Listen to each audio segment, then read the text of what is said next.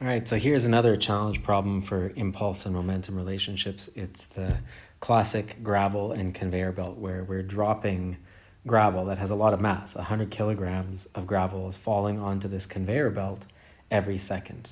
Okay, and the conveyor belt is moving not at 1, but at 2 meters per second in the rightward direction. Okay, so this conveyor belt has to apply a force to be able to move that amount of gravel falling on it per second.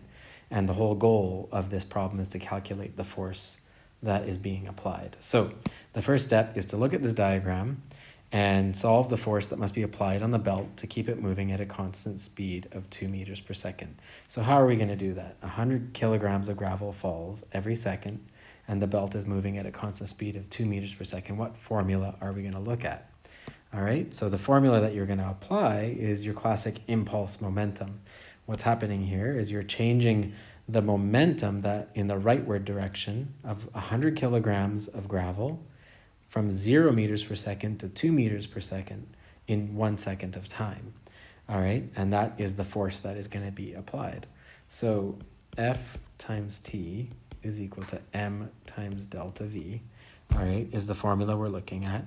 And we're trying to solve for the force. So M over T times V, okay, or my change of momentum. Remember this was from our last problem that we did. That's our mass flow rate. So our change in mass on the conveyor belt times the velocity of the belt is going to give us the force being applied. So a simple way of solving this would be 100 kilograms of gravel is falling in 1 second times a velocity of 2 meters per second, because that's the change in velocity going from 0 to 2, should give us a minimum of, oh, that's not that bad, 200 newtons of force. Okay, so 200 newtons of force is what that conveyor belt has to apply in order to be able to do this, in order to be able to move that gravel. Okay, then what is the power that must be applied for the motor to keep the conveyor running at 2 meters per second? So what does that mean? What is the power?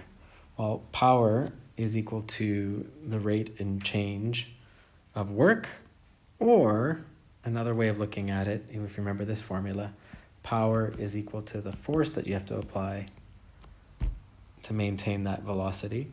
Okay, so the power that the motor is going to have to apply is equal to 200 kilograms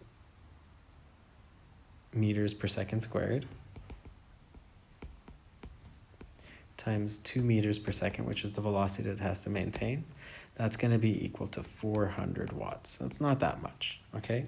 So that's not that much of power for that motor to be able to move that amount of gravel, okay? And those are two formulas that we have to remember, okay? So power is equal to force times velocity, okay? If you're maintaining a constant velocity and you're applying a force to maintain that, when you multiply that together, that gives me the power, okay? And here is an equation where I use the mass flow rate to be able to calculate the force that I have to apply.